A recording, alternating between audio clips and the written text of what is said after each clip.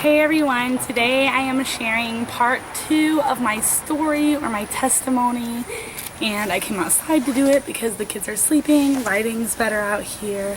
Hopefully it'll be a little quieter and like the road and the dog won't make it worse. Part 1 I already did. I will link it below if you haven't seen it already.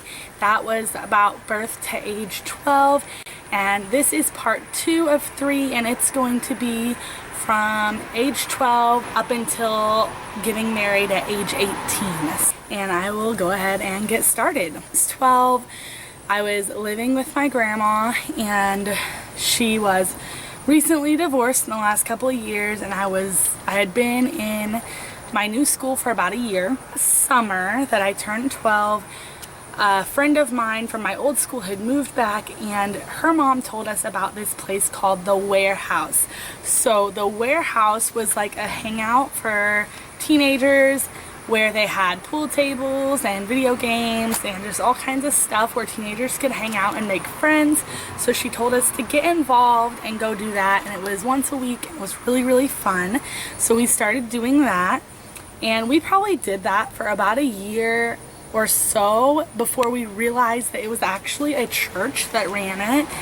And so when I was 13, I started going to church by myself. I took myself to church with that same group and met some awesome youth pastors that are still my friends today that I love. My cousin that lived across the street and I were close, and she went with me too.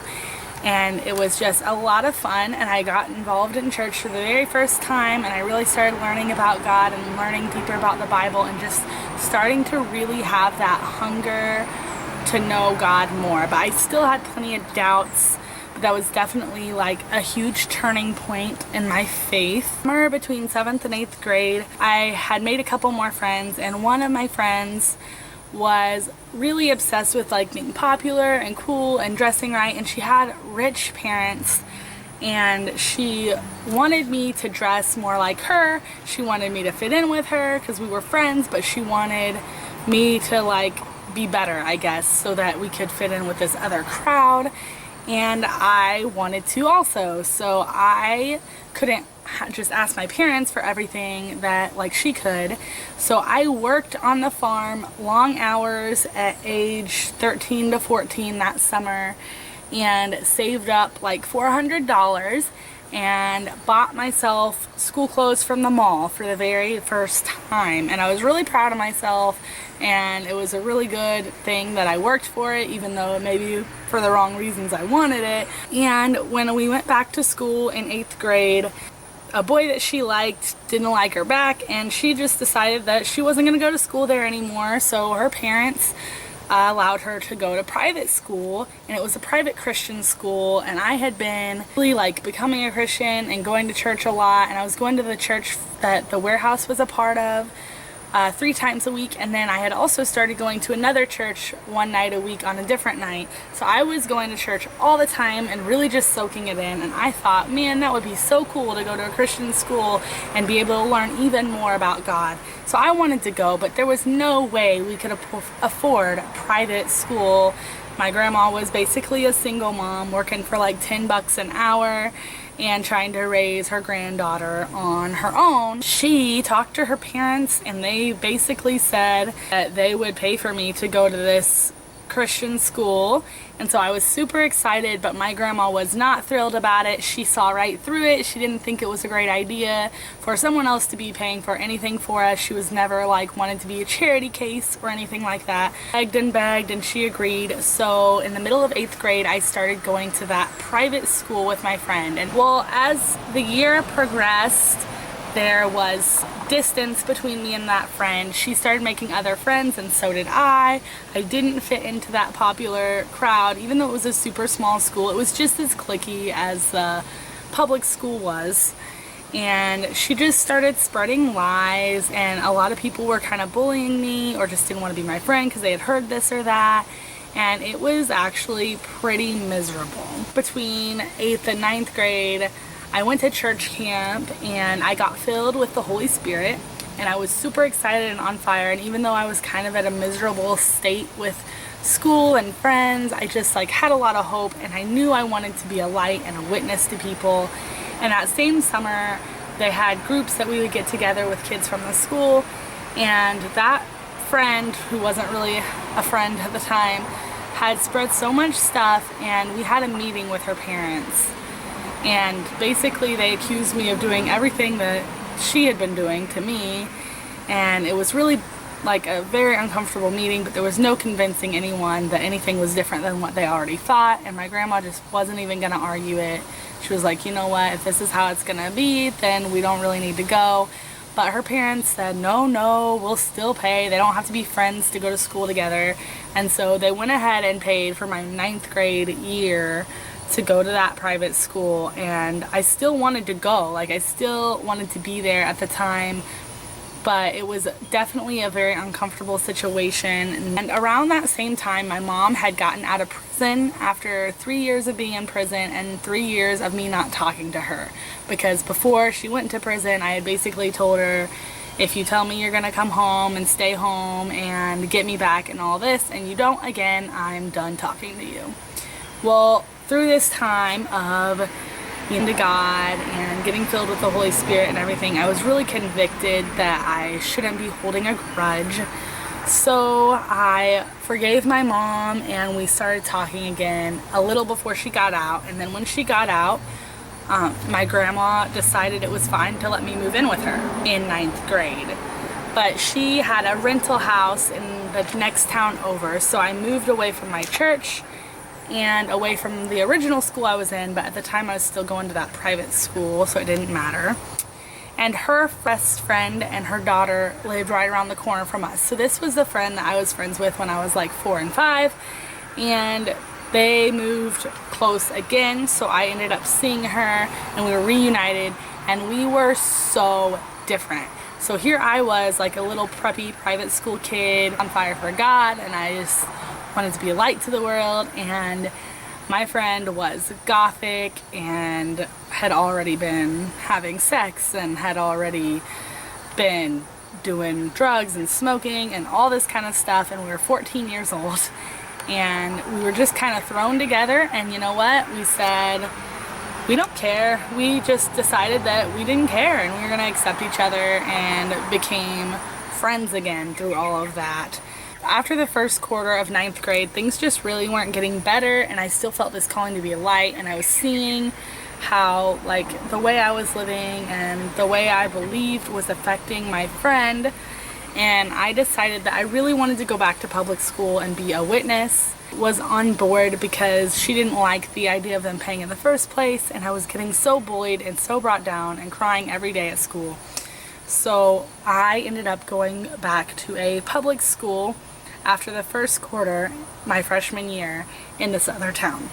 I really wanted to be a witness. I influenced some, and I felt like I had a good impact, and I was just spreading my faith and so bold, and I didn't have any problems with it.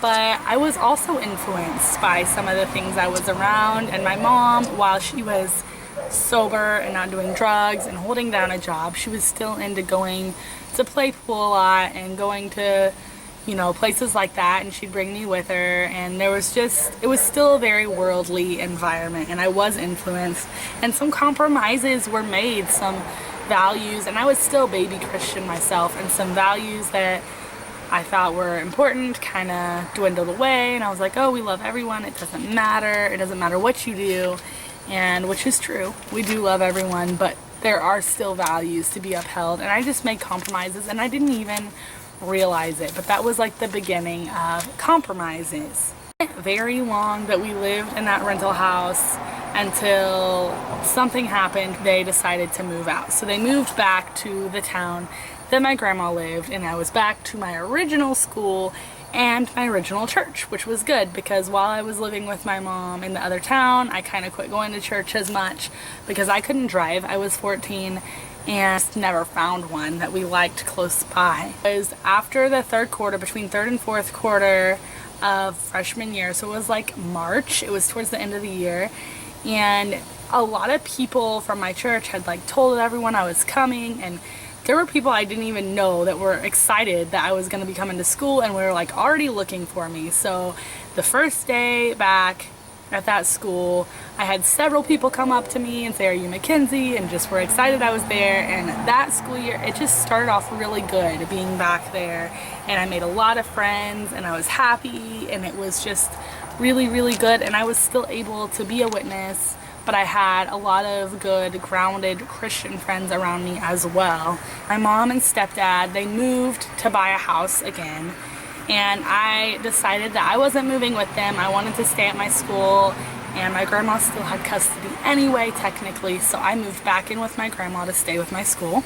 15 was the start of 10th grade or sophomore year.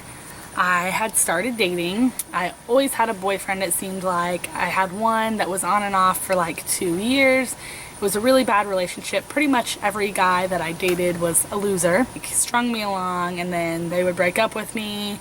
I would immediately date someone else, and as soon as this one particular one would decide that he liked me again, I would dump whoever else I was dating and go back to him, and it was just really unhealthy relationships. At that same time, somewhere in that year, these pastors that I first started out with had moved to do something else, and I had switched to another church nearby with some of my friends. A lot of us switched. Youth pastor there at that point was just starting to be really hateful to some of the people I was bringing to church, and I was bringing a lot of people to church. We would have, on some nights, there was maybe like 5 or 6 of us in the main youth group that had always been there, and between me and a couple of other of my friends, there were some nights that we would have like 30 kids there, so 25 people were guests. But they didn't fit the mold. We were reaching kids that had never heard about God, that didn't grow up in Christian homes, and the youth pastor was pushing really strict, harsh rules down just based on that.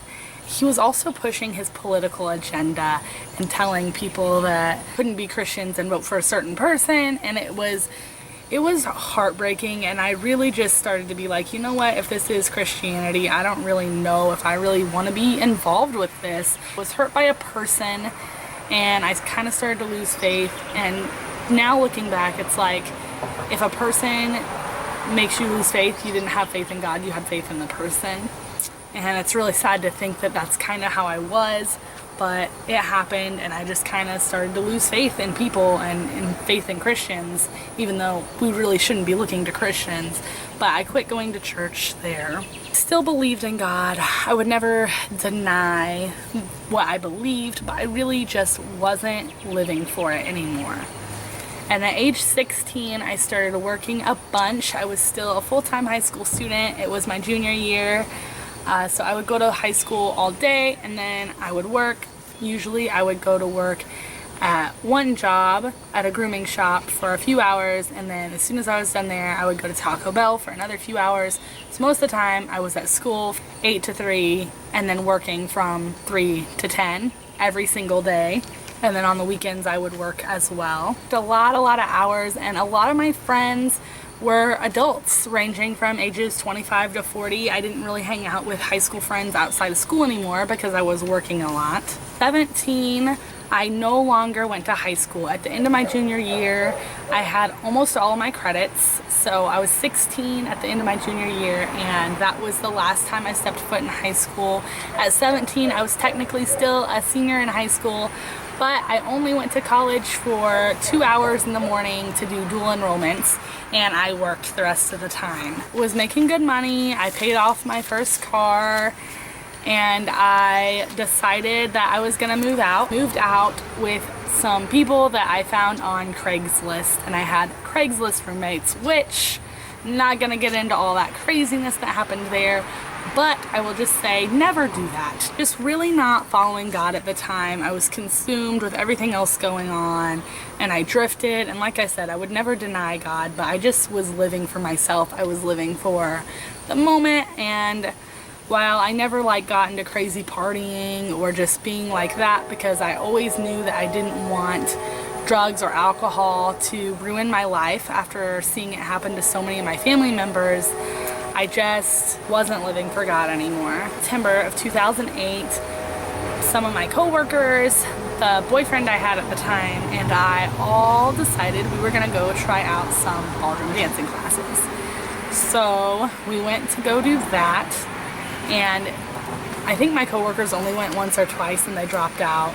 The boyfriend at the time went a little more than that, and then he kind of dropped out, and I was like, you know what, I'm still gonna go because I'm having fun. One other person there that became my dance partner, and that was Steven in October of 2008. And after the very first dance class, we like went outside and we were getting ready to leave, and we just got to talking, and we talked for a really long time. And he asked, to a movie that night, like, what are you doing? And I was like, no way, because I just thought it was kind of creepy. I didn't really know what to do, and I also still had a boyfriend. And things just did start wrong. I knew deep down, like after that first conversation, I just felt like I was gonna marry him, but I kind of talked myself out of it because I was 17 and I didn't even really know him, and I just felt like I was being stupid, so I talked myself out of it. I was like, you're crazy, whatever, it doesn't matter. I'm still dating, I have lots of dating ahead. Very worldly. I still believed, but I wasn't following, and Steven wouldn't even claim a belief at that point in his life. So in November of 2008, we started dating officially, and we had still been doing ballroom dancing. We also did 2 plays together, and in December, he took me out of town to go meet his family. In May of 2009, we decided to go on a vacation to see his brother who was in the Navy that lived in Virginia Beach. And so we went on vacation by ourselves, and that was when he proposed. We went to the beach and we went to the melting pot and had an awesome hotel room, and that is when Steven proposed to me. We had been together a little over 6 months, so it was still relatively fast, and I was still 17.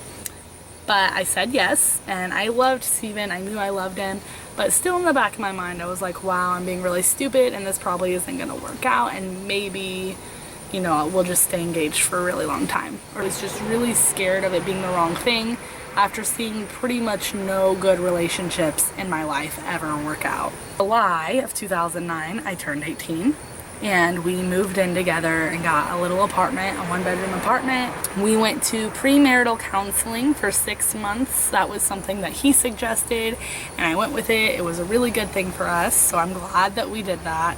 And through that, our premarital counselor talked us into abstaining until marriage from that point on. So we've been sexually immoral, or whatever you want to call it, but we were convinced for the sake of our marriage to stop, even though we were living together. It was really, really hard, and we didn't do that again until we got married, which we got married in March of 2010. It was a ball of nerves. I was convinced at that point it was the right thing to marry him, but I was 18. I had every single statistic stacked against me.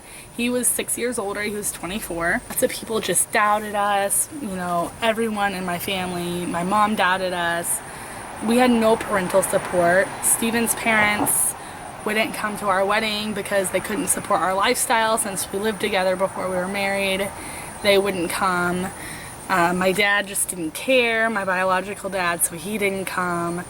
My mom was actually in rehab because after I moved out at 17, she just like slipped back up and went back into her old lifestyle and was a mess.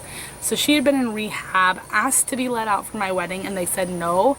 And then she broke out to come to my wedding. So even though she was there, I wasn't happy with her, and I was scared to death the whole time that the cops were gonna show up in the middle of our wedding because they knew where she was and come take her back. It was just, it was a stressful day. I was excited, but there was just so many other things going on. Ceremony and the vows we carefully wrote out and had written for us as to not offend anyone, because we had so many people of different religious background coming, and we were not at a place where we were strong in our personal faith, and so we just wrote our vows to not offend and try to be inclusive of everyone and make everybody else happy. And looking back, I'm like, what on earth were we doing? Grandpa walked me down the aisle. Both of his brothers were his groomsmen. One of them could tell I was going crazy and asked if I was gonna walk out, which I wasn't planning to do, but when he said that, it kind of did cross my mind. I thought, well, maybe that would be a good idea, but I didn't do it. And that was my cousin that lived across the street all those years, was my maid of honor, and my little sister that is 6 years younger, she was 12 at the time, was my other bridesmaid that had 2 nieces there, and my grandma, my family. The small wedding, we paid for it on our own. We didn't go into debt, and it was all good. And that is where our marriage starts off and the next part of our story. So I'm going to cut this video off now. I will save my adult life, life after marriage, that part of my testimony for the next video. And I hope you guys enjoyed this video. Let me know if you have any questions down below. If you want to see the next video, make sure you are subscribed, and I will see you next time. Thank you. Bye.